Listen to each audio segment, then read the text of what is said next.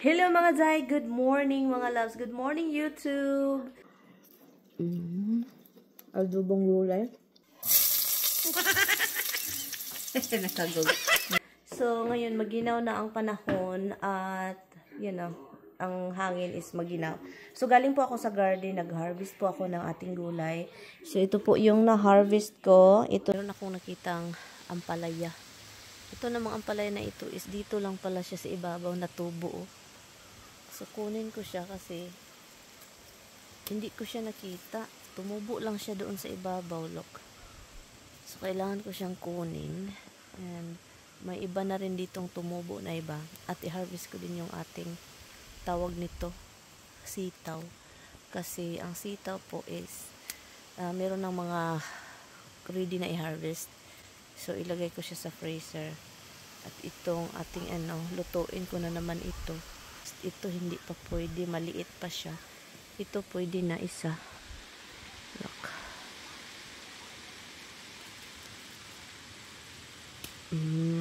Yung mga nagtatago kasi marami po talaga. So yun, hinahanap ko yung mga nagtatago. At sobrang ginaw na ngayon dito mga darling, no? Maginaw yung hangin. Try natin yan palakihin. Yan at saka yan. At saka, itong mga sitaw, harvest yan. Kunin natin yung mga gulang na mga loves. Yung, hindi po masyadong matanda na. Yung ready lang siya i-harvest. Kasi, masayang man siya mga loves. Oy. Hindi kasi sila sabay-sabay. Hindi sila sabay-sabay. So, kaya yun. So, itong sitaw, freezer na naman. Para naman meron tayong makain. Kapag gusto nating magsabaw with sitaw. Masarap kasi ito siya mga lab sa mga sabaw. Sinigang, lauoy, bulang lang ba? Yun, masarap yan. Sa nilaga, ganun. So, harvest tayo.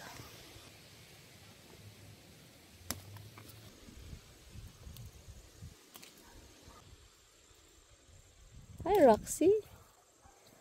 Hi, baby.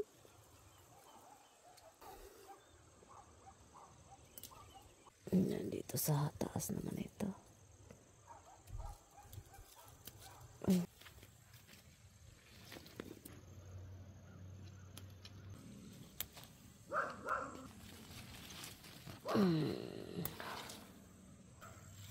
Box? A balloon?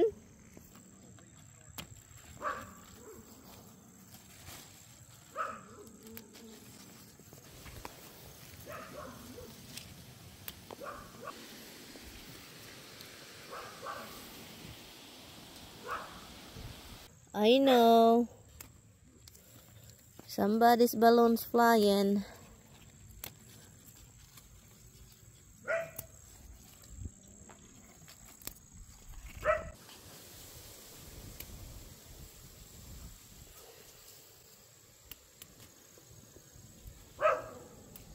Roxy?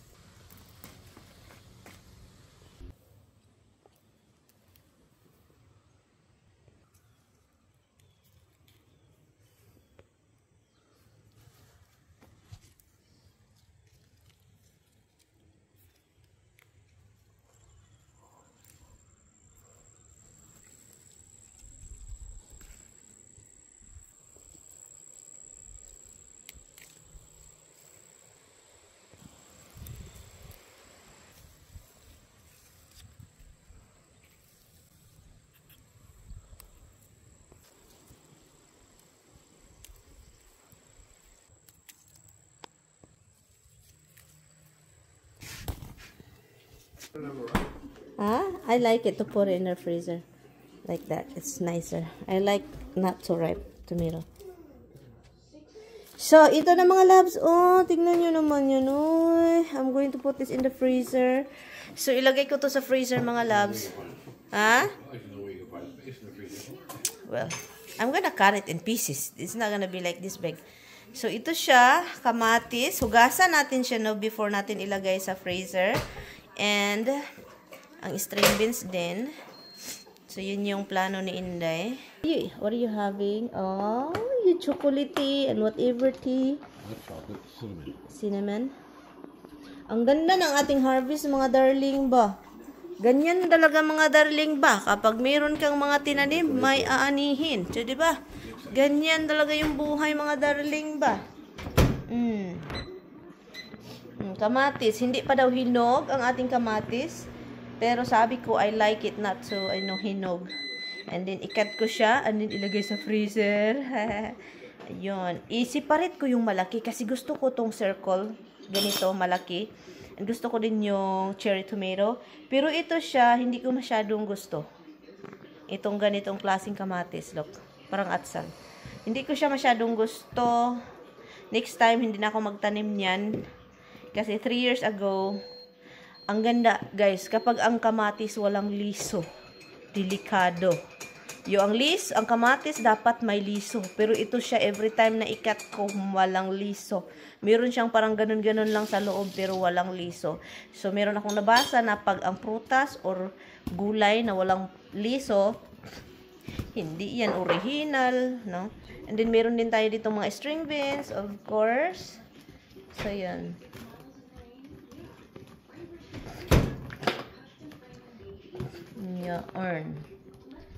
Yan. Hugasan natin yan at ilagay sa ating freezer. Yan siya. O, diba? Ang ganda ng buhay kapag may tanim. Kahit kunti lang yung garden, maliit. Ang saya-saya. Ang plano ko kasi, maganda kasi kapag ilagay sa freezer and hindi siya masyadong hinog. Ilagay ko sa freezer, hugasan. At sa ating, alam nyo, kapag yung string beans, kapag maginaw-ginaw na yung panahon, ang na-notice ko sa kanila is hindi sila humahaba masyado. Look. And then, hindi sila mabilis humaba. Parang na-squeeze sila sa ginaw balok. Hindi sila masyadong humaba. At yun yung aking agenda ngayong araw. Meron akong pears doon. I wanna eat the pears. It's nice and crunchy. Doon sa labas. At mamaya ko na po ito hugasan. We open all the window mga loves. Oy, kasi nga maginaw. And it's nice to open windows. And I have to shut off all the lights. Oy. Kasi it's not good. Our electric bill is higher than my height. Uy, mahangin at maginaw, monkey. Look, ito yung harvest ko na piras. Oh, masarap pa naman ito, mga loves. Kainin ko nga ito, be. Kainin natin isa. Sayang kasi siya. Masarap na itong po, pero piras. Ay, monkey. Nilo. Tara. Nakagog. Nakikigulit.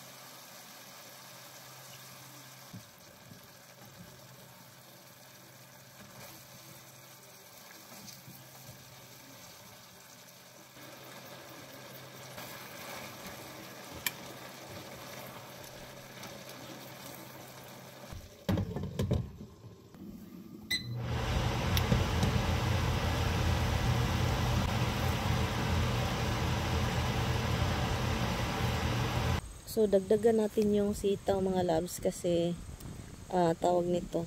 Kunin na natin kasi hindi na ito hahaba pa ng mahaba kasi maginaw na. So, hindi na talaga siya yung masaya na gulay. Yung kamatis natin, marami pa dito sa taas pero wala na sila dito. Wala na. Pero dito sa taas, ang dami oh. Look, ang daming bunga.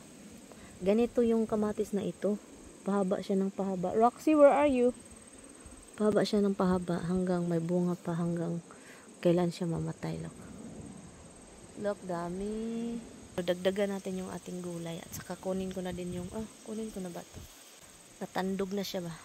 So, yan. Idagdag ko siya sa ating lulutuin kasi konti lang siya. saka para naman meron akong makain na gulay ngayon. Ano pa ba?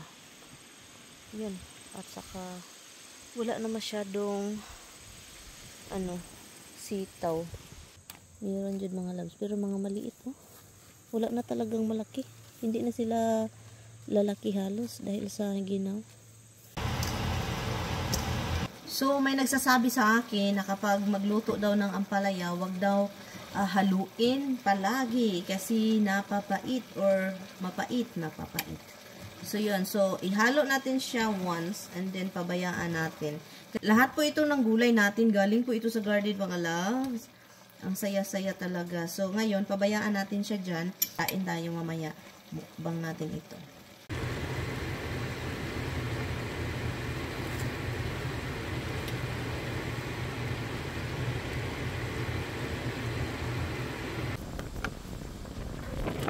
Kapatid ang hangin, kid.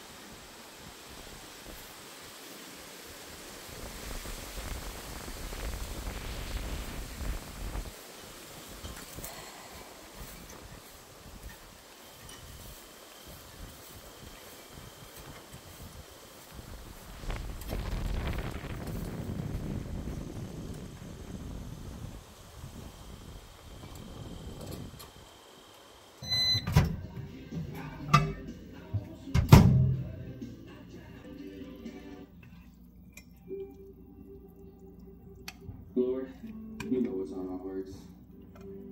You know where we struggle. You know where we need to be pushed. Help us give it all to you. Kain tayo. Gulay na galing sa garden. Ang sarap-sarap ng ganito. Adobong gulay. Adobong gulay, sarap.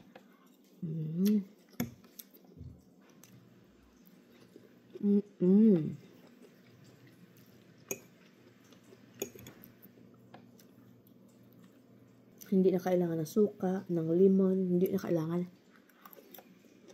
Sarap. Iba talaga pag adobo, eh.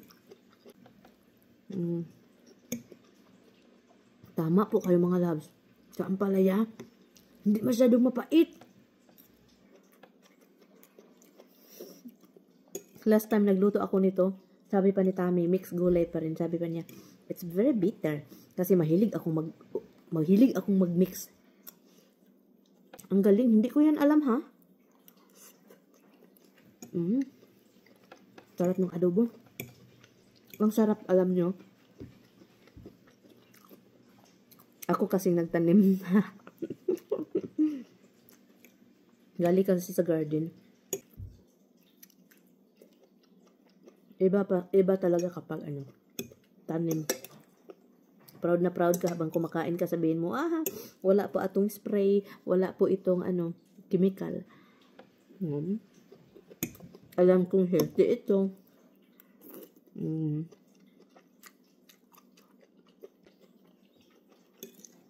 Sarap, Kaya?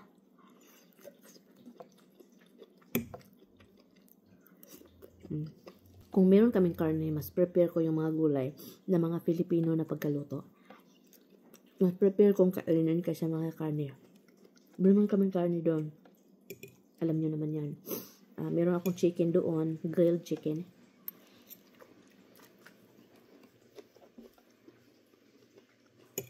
Mas gusto ko pa yung gulay talaga. Kasi mga karne-karne. Diba? Alam ko naman na yung katawan ko is ito na. May magsabi na mataba, may magsasabing hindi. Bahala na kayo. Maghuna-huna. Basta ako busog jud kay ko sa akong gikaon na gulay nga gikas garden.